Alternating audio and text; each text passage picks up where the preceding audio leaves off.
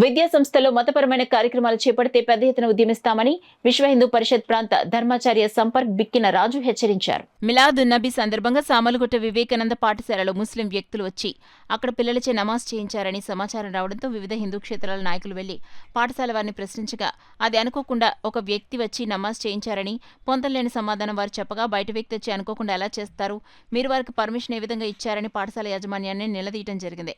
అదేవిధంగా పాఠశాలకు వస్తున్న విద్యార్థులను తల్లో పెట్టుకున్న పువ్వులు, గాజులు, బొట్టు ఉండకూడదని ఒక టీచర్ మాట్లాడిన విధానాన్ని కూడా ఖండించి ఇటువంటి తప్పులు తిరిగి పునరావృతం కాకుండా చూసుకోవాలని, లేని పక్షంలో ఆందోళన చేపడతామని తెలియచేయడం జరిగింది.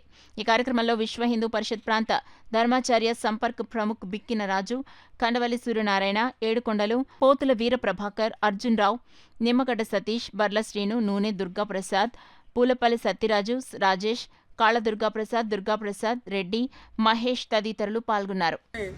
ఒక పేరెంట్ అయినటువంటి ముస్లిము వచ్చి నమాజ్ చేయించినట్టు గ్రహించడం జరిగింది. యాజమాన్యం మేము పిలవలేదండి, వారే వచ్చారంటే వారు ఎందుకు వచ్చారు, వారు వచ్చినప్పటికీ మీరు అలా చేయకూడదు కదా అని మేము ఖండించడం జరిగింది. ఇక మీద మేము అలా చేయమండి అని వారు చెప్పడం జరిగింది.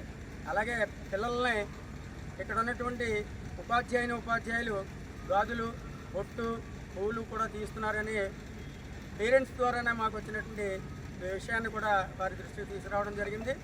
అంచేత ఏ పాఠశాలలో అయినా సరే సామాజిక సమరసత, సద్భావన ఉండాలి. ప్రభుత్వ పాఠశాలలు కానీ ప్రైవేటు పాఠశాలలు కానీ పిల్లలందరినీ ఒకే ఘాట్లో ప్రయాణం చేసేలా చేయాలి. అందుకనే సామూహికంగా అందరూ కూడా ప్రార్థన చేయడం కానీ లేకపోతే ఈ ఏకరూప దుస్తులు కానీ, ఎందుకంటే అందుకనే అవన్నీ వదిలేసి కొంతమంది తీసేసి కొంతమంది ఏమో తీయించకుండా పరీక్షల్లో కూడా వివిధ వ్యాపకాలు చేస్తూ ఉపాధ్యాయులు లేకపోతే కరస్పాండెంట్లు, ప్రిన్సిపల్స్ చేస్తున్నటువంటి విధానం ఏమాత్రం పద్ధతి కాదు, శోచనీయమది. కాబట్టి హిందుత్వ భావనలతో ఉన్నటువంటి ఏదైతే ఉందో భారతీయ సంస్కృతి సాంప్రదాయాలకు అనుగుణంగా ఉండాలి విద్యా వ్యవస్థలో. విద్యని అసలు ఆ విద్య విధానంలో లోపం వల్ల ఇవన్నీ జరుగుతున్నవి అని మేము గమనించి వారిని సరిచేసుకోవాల్సిందిగా కోరడం జరిగింది.